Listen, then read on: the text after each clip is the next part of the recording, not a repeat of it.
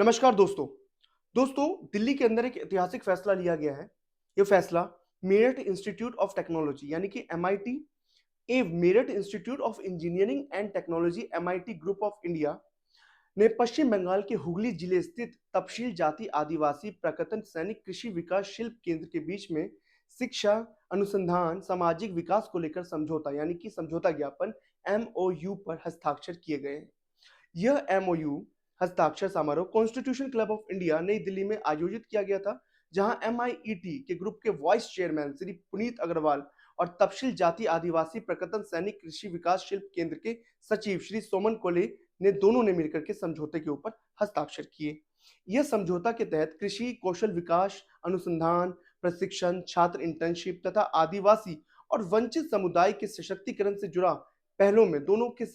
संस्थानों के संयुक्त रूप से कार्य करने का भी एक ज्ञापन दिया गया है। एमआईटी ग्रुप के ग्रुप डीन यानी कि आर&डी डिपार्टमेंट के डॉक्टर सुनील कुमार मिश्रा ने कहा है कि यह एमओयू शैक्षिक संस्थानों और जमीनी स्तर पर कार्य करने वाले संगठनों के बीच में एक मजबूत सेतु का कार्य करने जा रहा है। एमओयू जो सिग्नेचर हुआ है, क्या पूरा मामला है, किन किन मुद्दे को लेकर जो एम है वो सिग्नेचर है? जय श्री शंभू। नमस्कार, मैं सोमेन कोले हूँ, सचिव तपसील जाति आदिवासी प्राक्तन सैनिक कृषि विकास शिल्प केंद्र। हमारे ऑर्गेनाइजेशन का साथ एमआईटी मेरठ जो है वहाँ का जो इंस्टीट्यूशन है उसका साथ हमारा जो एमओयू हुआ है उसके बारे में मैं चाहूँगा जो हमारा ऑर्गेनाइजेशन का जो एडवाइजर, नेशनल एडवाइजरी कमेटी का जो एडवाइजर है, मैं चाहूँगा डॉक्टर निरेंद्र सर वो ज़्यादा बेहतर बोलेगा, क्योंकि इस मैटर को सबसे ज़्यादा उन्हीं का ही अनुभव है और ये जो चैप्टर है, जो सेक्टर है उन्हीं का ही है। तो मैं चाहूंगा सर आप इस विषय में दो शब्द बता दीजिए। ये जो सर आगे आज का थोड़ा आगे सर, आज आपके बीच जो एमओयू सिग्नेचर हुआ है, क्या क्या उसमें मुद्दे हैं और क्या आपका जो आगे रणनीति उसके एमओयू को लेकर होने जा रही है? ये जो हमारी ऑर्गेनाइजेशन जो है तपसील जाति आदिवासी जो संस्थान है, ये ग्रास रूट लेवल पे किसानों के साथ में, आदिवासी लोगों के साथ में, शेड्यूल कास्ट लोगों के साथ में, फॉर्मर जितने सैनिक हैं उन लोगों के साथ में काम करती है। और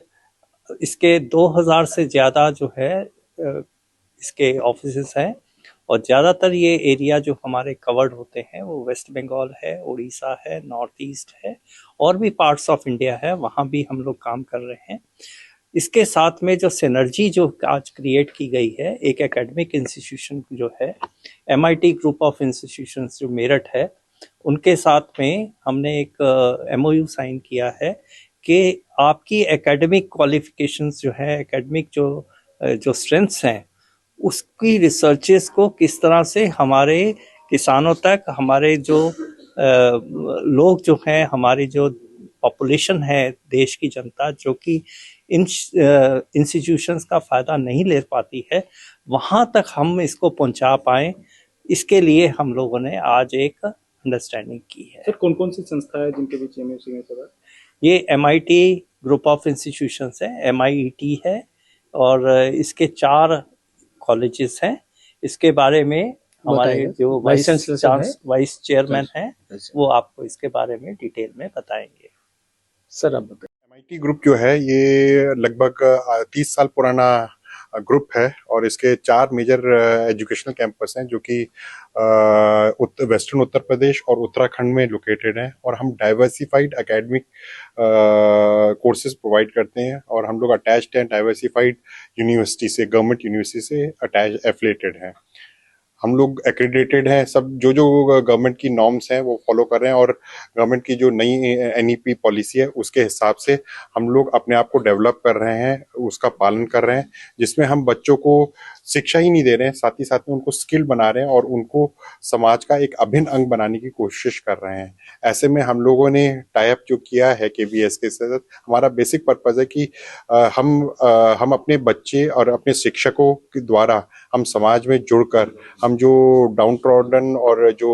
डिफरेंट टाइप की कम्युनिटीज हैं जिन तक अभी समाज को जिसको बढ़ाना है आगे, और नॉर्थ ईस्ट बंगाल और उड़ीसा में जो लोग हैं उन तक हम जुड़ के अगर हम उनका काम कर सकें, उनकी स्किल्स बढ़ा सकें, उनकी इकोनॉमिक वैल्यू बढ़ा सकें, जहाँ पर उनकी प्रॉब्लम स्टेटमेंट लेके उनके सॉल्यूशन बना सकें, तो कई एरियाज में हम लोग उनके साथ जुड़ के काम कर सकते हैं। और यही चीज अब हम इस एमओयू के अंडर एक्सप्लोर करेंगे, जहाँ पर हम आइडेंटिफाई करेंगे प्रॉब्लम स्टेटमेंट, स्किल्स डेवलपमेंट पे काम करेंगे, एग्रीकल्चर पे काम करेंगे और रिसर्च पे काम करेंगे। और हम आशा करते हैं कि आने वाले समय में हम प्रधानमंत्री मोदी जी का जो विकसित भारत का सपना है 2047 का, उसमें हम थोड़ा बहुत कंट्रीब्यूशन कर पाएंगे। श्री शंभू, नमस्कार। मैं सुमेन कोले हूँ, सचिव तपसील जाति आदिवासी प्राक्तन सैनिक कृषि विकास शिल्प केंद्र। आज कॉन्स्टिट्यूशन क्लब में हमारा ऑर्गेनाइजेशन और मीरठ का MIET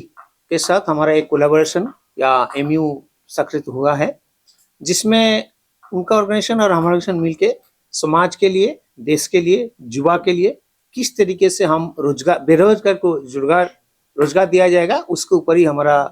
MU का ये आज साइन हुआ है। ये बहुत गर्व की बात है हमारा ऑर्गेनाइजेशन के लिए भी और मीरठ इंस्टीट्यूट का MIT का जो है। तो जैसे कि मैं यहाँ पे मौजूद है, हमारा साथ हमारा ऑर्गेनाइजेशन का NAC का एडवाइजर है डॉक्टर निरेंद्र कुमार, हमारा ऑर्गेनाइजेशन का वाइस प्रेसिडेंट मृदुल तरफदार, हमारा ऑर्गेनाइजेशन का जलपाईगुड़ी डिस्ट्रिक्ट का डिस्ट्रिक्ट डायरेक्टर हीरक चटर्जी है। वैसे मीरठ यूनिवर्सिटी का ही जो वाइस चांसलर है पुनीत अग्रवाल जी हैं, उसके बाद खान साहब है, डॉक्टर सुनील सर है, तनुश्री मैम है, और एक कहाँ तक चला गया जो भी है। तो हम आज काफी देर तक चर्चा किया है किस तरीके से MU तो एक पार्ट होता है, लेकिन MU तो सब कुछ नहीं है। MU होता है एक सिस्टम, उसके बाद बहुत सारी रिस्पॉन्सिबिलिटी सबको आता है, उनके तरफ से आता है, हमारा ऑर्गेनाइजेशन की तरफ से आता है। किस तरीके से हम लोग एक दूसरे को रिस्पॉन्सिबिलिटी निभाएंगे ताकि भारत को जो युवा पीढ़ियां जो है, जो बेरोजगार जो रह गया है, इसको किस तरीके से रोजगार दिया जाए हर एक सेक्टर में। तो उसके ऊपर हमारा डिटेल डिस्कशन हुआ है और हम एक दूसरे से मत विनिमय किया है कि ये काम हम बहुत तेजी से करेंगे, जिस तरीके से देश को भी आगे ले जाना है। तो मैं चाहूंगा कि आगे VC साहब को, अग्रवाल सर को भी, आपको भी चाहूंगा कि आप भी कुछ स्पीच इसमें रखिए। मैं Puneet Agarwal, vice chairman MIT group Meerut, और हम लोग के और कॉलेज भी हैं, इंद्रप्रस्थ इंजीनियरिंग कॉलेज भी है और MIT कुमाऊं हल्द्वानी भी है। तो हम लोग जो टाइप करने की, हम लोग जो उच्च शिक्षा में हैं हम लोग, और हम लोगों की कोशिश रहती है कि हम अपने बच्चों को केवल एक शिक्षा नहीं दें, उसको एक अच्छा समाज का नागरिक बना सकें। तो समाज के नागरिक में उसको लोकल समाज के बारे में उसे पता होना चाहिए, उसमें ही वो वहीं से आया है और वहीं से वापस जाएगा। तो उसको हम प्रेरित करते हैं कि वो शिक्षित के साथ साथ एक स्किल्ड भी हो, और अगर वो बन सके तो एंटरप्रेन्योर बन सके और इस देश को आगे बढ़ा सके। तो ऐसे में हम लोगों का जो प्रयास है, हम लोग ये समाज की विभिन्न अंग के साथ जुड़ के काम कर रहे हैं, और उनके साथ हम ये चाहते हैं कि हम बच्चों को लेटेस्ट प्रॉब्लम स्टेटमेंट्स जो हैं उन पे बच्चों को काम करना सिखाएं, और उस पे वो कुछ अगर इनोवेटिव सॉल्यूशंस डेवलप कर सकें और उसको कमर्शलाइज करके एंटरप्रेन्योर बन सके, तो उस पे हम काम करना चाह रहे हैं। ऐसे में भारत सरकार और प्रधानमंत्री मोदी जी की स्पेसिफिक रिक्वायरमेंट है कि जिस तरीके से अगर हमें डेवलप्ड नेशन 2047 में बनना है, तो उसके लिए भारत के विभिन्न अंग को जुड़ के और उनको मिल के काम करना होगा। ऐसे में अगर एक समिति जो कि बंगाल और नॉर्थ ईस्ट पे काम कर रही है और हम यूपी में स्थित इंस्टीट्यूशंस हैं, तो अगर हम लोग जुड़ के हम लोग देश की विकास में, देश की प्रगति में थोड़ा भी योगदान दे सकें, तो ये हम लोगों का बड़ा सौभाग्य होगा। और ऐसे में हमारे करीबन 1100 शिक्षक हैं और करीबन 15,000 बच्चे जो हमारी 4-5 फैसिलिटीज़ में लोकेटेड हैं। हम लोग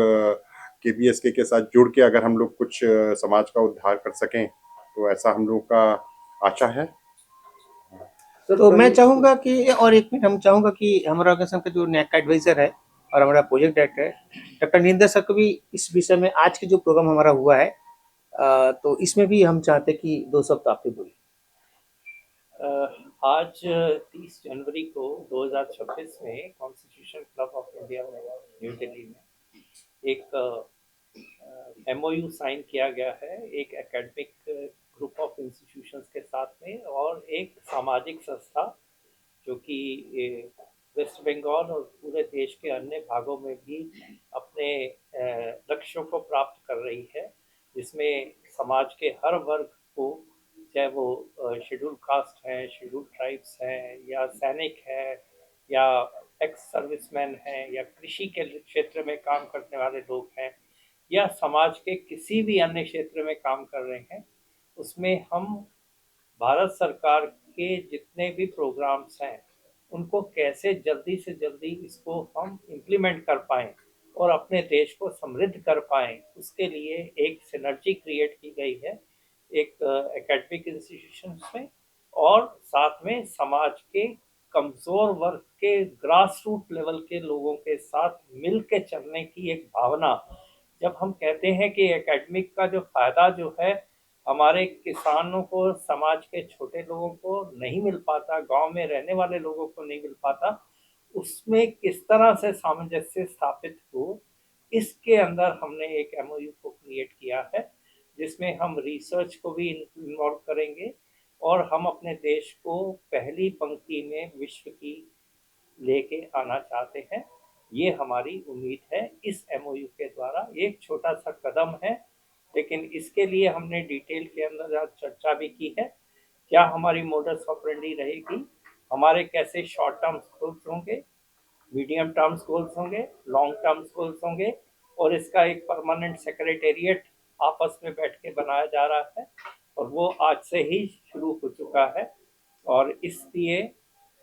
इसको पूरा एक ऑर्गेनाइजेशन का रूप दे के एक सिनर्जी क्रिएट की गई है और मैं चाहूँगा कि इस तरह के प्रोग्राम्स जो हैं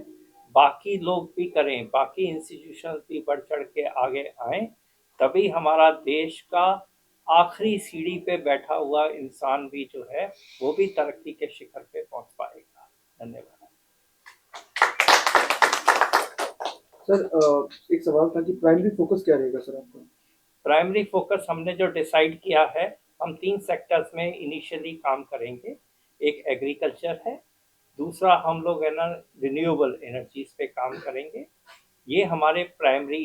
रिसर्च के टॉपिक्स रहेंगे और इसको ग्रास रूट तक लेके जाना है। उसके बाद में हम इसको स्पेस तक लेके जाएंगे। हमारी अभी भी बातचीत चली है, इसमें यहाँ के ग्रुप ऑफ इंस्टीट्यूशंस के, मेरठ ग्रुप ऑफ इंस्टीट्यूशंस के कई स्टूडेंट्स ने डिफेंस के सेक्टर में,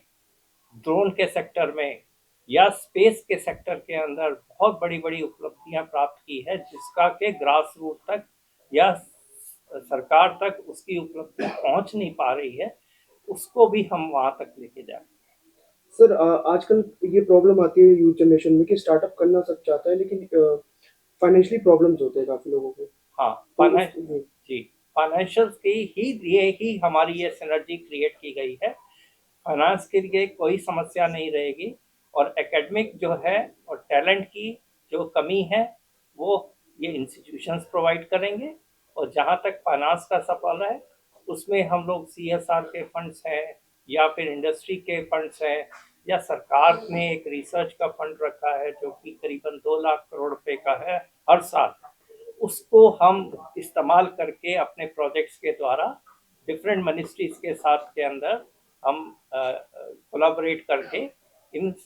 लोगों को तक उपलब्ध कराया जाएगा। सर सबसे ज्यादा देखा गया कि ग्रामीण क्षेत्र के जो बच्चे हैं वो उनको ज्यादा प्रॉब्लम होती है आगे कुछ स्किल्स में आगे डेवलप करने में। सर उनके लिए क्या है कुछ? हमारी जो संस्था है वो ग्रामीण क्षेत्रों में ही काम करती है, करीबन 2000 FPOs के साथ में काम कर रही है और करीबन देश के वेस्ट बंगाल और नॉर्थ ईस्ट के इलाकों में, उड़ीसा के अंदर हमारे करीबन 70 से 80 हज़ार जो है मेंबर्स हैं और जिनके माध्यम से, और हमारे करीबन 2000 ऑफिसेस हैं उनके माध्यम से, जो कि गांव-गांव के अंदर फैले हुए हैं और हमारा जो हेडक्वार्टर है वो भी वेस्ट बंगाल के हुगली के अंदर, डिस्ट्रिक्ट के अंदर एक घंटेगरी करके एक जगह है, विलेज है, जो कि आज देश का एक विकसित गांव बन चुका है हमारे ही इस संस्था के माध्यम से और देखने लायक है। और आप अगर जाके देखें तो आपको महसूस होगा ये संस्था ने कितने कार्यक्रम किए हैं गांव वालों के लिए।